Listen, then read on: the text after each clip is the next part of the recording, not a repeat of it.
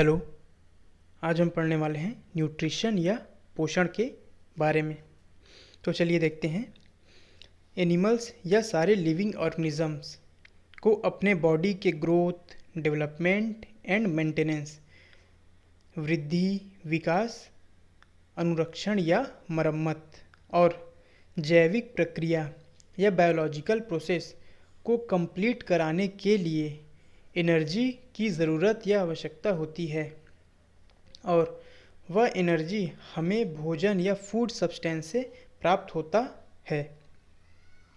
जीवों के द्वारा या लिविंग ऑर्गेनिजम्स के द्वारा अपने बॉडी का ग्रोथ, डेवलपमेंट, मेंटेनेंस फूड से कराने का यही प्रोसेस न्यूट्रिशन या पोषण कहलाता है। अभी हम देखते हैं क्लासिफिकेशन ऑफ न्यूट्रिएंट्स, पोषक तत्वों का वर्गीकरण। यह मेनली 4 पॉइंट्स में क्लासिफाइड है। इसमें से पहला है एसेंशियल न्यूट्रिएंट्स या आवश्यक पोषक तत्व। ऐसे पोषक तत्व जिन्हें शरीर के द्वारा संश्लेषित नहीं किया जा सकता, इसे हमें बाहर से प्राप्त करना होता है। यह एसेंशियल या आवश्यक पोषक तत्व कहलाते हैं। इसके अंतर्गत मैक्रोन्यूट्रिएंट्स और माइक्रोन्यूट्रिएंट्स दोनों ही एलिमेंट्स आते हैं। इसमें हम नेक्स्ट देखते हैं नॉन एसेंशियल पोषक तत्व। ऐसे पोषक तत्व जो हमारे शरीर में स्वतः बनते हैं,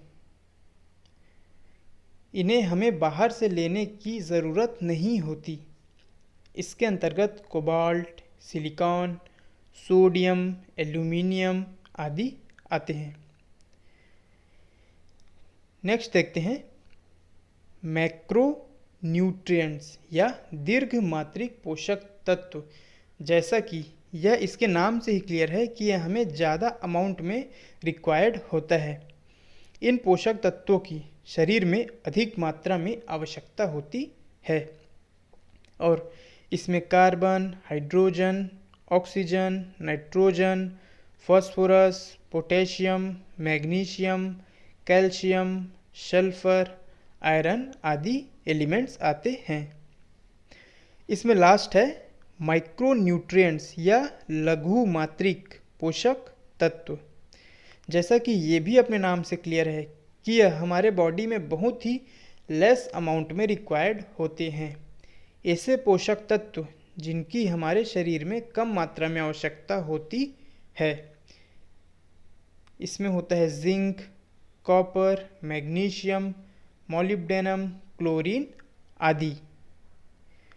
अभी हम नेक्स्ट देखते हैं पादपों में पोषण या न्यूट्रिशन इन प्लांट्स। तो एनिमल्स के जैसे प्लांट्स को भी अपने बॉडी के ग्रोथ, डेवलपमेंट के साथ साथ अपने बॉडी को सारे बायोलॉजिकल प्रोसेस, प्लांट अपने सेल्स और बॉडी के सारे बायोलॉजिकल प्रोसेस को कंप्लीट कराने के लिए न्यूट्रिशन या पोषक तत्व का ज़रूरत रखते हैं, और इन्हें यह पोषक तत्व प्रकाश संश्लेषण या फोटोसिंथेसिस से प्राप्त होता है। इसमें कार्बन डाइऑक्साइड, वाटर और सनलाइट, इन तीनों से पौधे अपने भोजन का निर्माण करते हैं। Types of nutrition in plants. पादपों में पोषण के प्रकार। यह मेनली 3 टाइप में क्लासिफाइड हैं। स्वपोषण या ऑटोट्रॉफिक। नेक्स्ट वन इज विषम पोषण या heterotrophic. And the last one is विशिष्ट पोषण या स्पेसिफिक न्यूट्रिशन।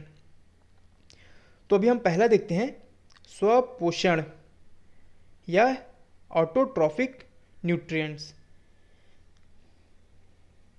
इसमें ऐसे जीव आते हैं जो कि अकार्बनिक यौगिक या इनऑर्गेनिक कंपाउंड्स जल या वाटर, प्रकाश या सनलाइट के द्वारा अपने भोजन का खुद से या स्वयं निर्माण करते हैं।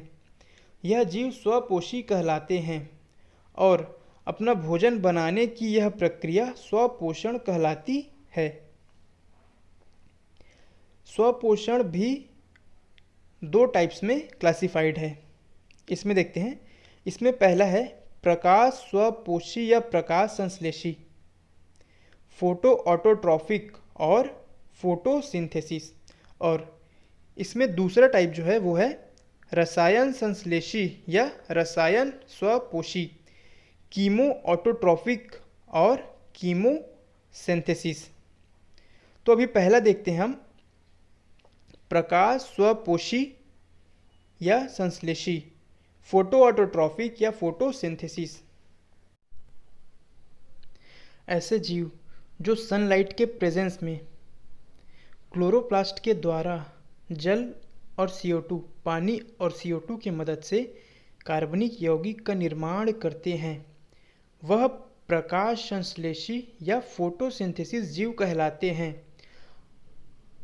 और यह प्रक्रिया प्रकाश स्वपोषी अथवा प्रकाश संश्लेषण प्रक्रिया कहलाती है। अधिपादप या एपीफाइट।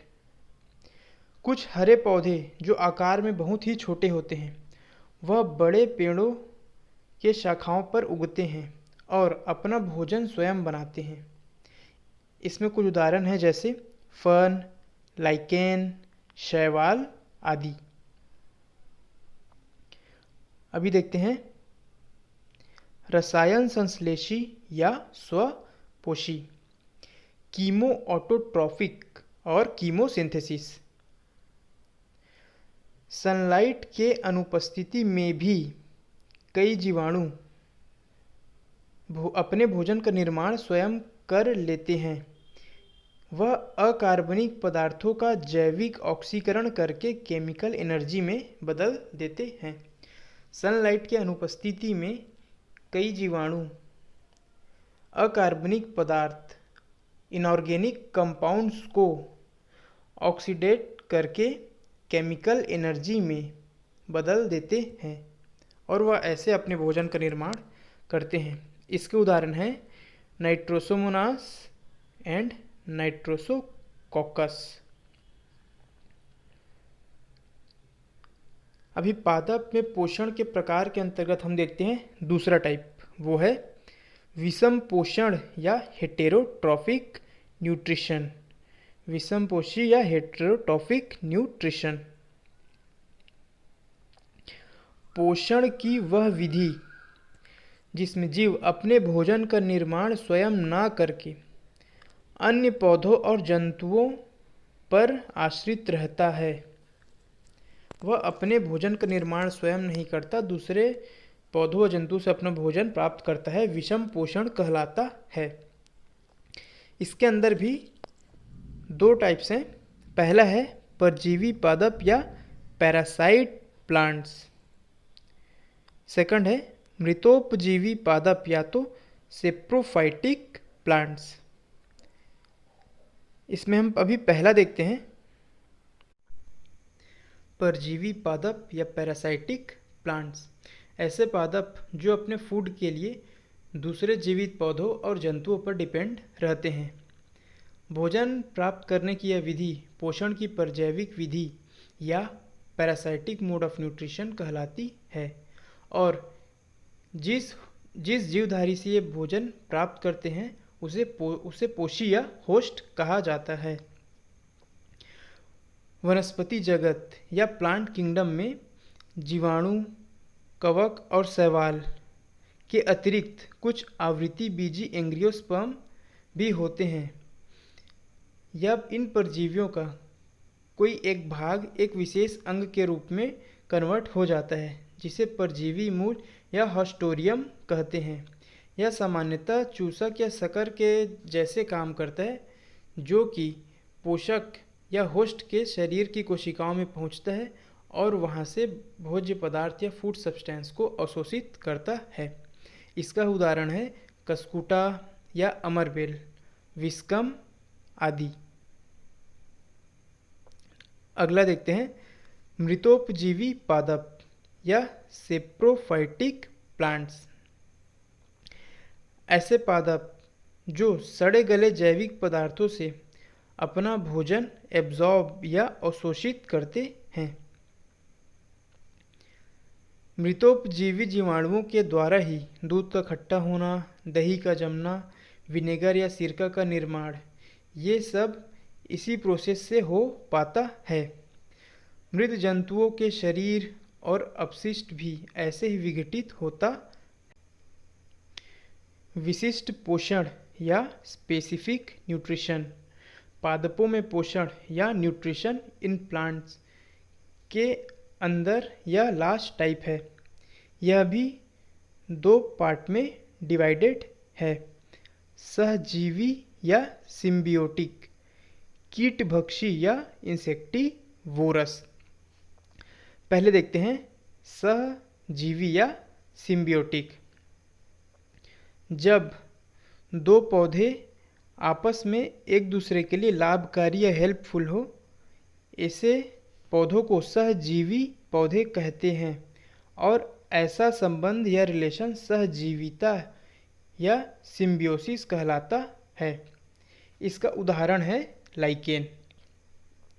लाइकेन शैवाल और कवक के बीच एक सहजीवी संबंध का उदाहरण है। शैवाल में क्लोरोफिल होता है जबकि कवक में क्लोरोफिल नहीं होता। इसीलिए कवक शैवाल को आवास, पानी और पोषक तत्व देता है, वहीं शैवाल कवक को प्रकाश संश्लेषण से भोजन पदार्थ बनाकर कवक को देता है।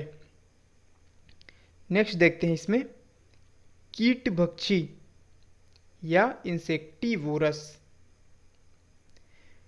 यह पौधे ऐसे स्थान पर होते हैं जहां नाइट्रोजन की कमी होती है और यह नाइट्रोजन की कमी को पूरा करने के लिए कीट या इंसेक्ट्स को खाते हैं या उनसे अपना न्यूट्रिशन लेते हैं। इसीलिए यह कीटभक्षी या मांसाहारी कहलाते हैं। इसमें एक घड़े जैसा पत्तों का ही कन्वर्टेड रूप है। एक घड़े जैसा संरचना या स्ट्रक्चर होता है जो खुला होता है और ऊपर एक ढक्कन रहता है। जहाँ पर कोई भी कीट या इंसेक्ट आकर जैसे ही बैठता है वो ढक्कन बंद हो जाता है और इसमें डाइजेस्टिव केमिकल होता है, पाचक रस। उसके कारण वह कीट या इंसेक्ट डाइजेस्ट हो जाता है और वहाँ से अपना न्यूट्रिएंट्स और नाइट्रोजन युक्त जो सब्सटेंस है वो यह पौधे अवशोषित कर लेते हैं। इसके उदाहरण हैं ड्रोसेरा, डायोनिया एंड यूट्रिकुलेरिया आदि। भारत में अगर देखें तो ये कीटभक्षी पौधे कश्मीर, नैनीताल, दार्जिलिंग आदि जगह पर पाए जाते हैं।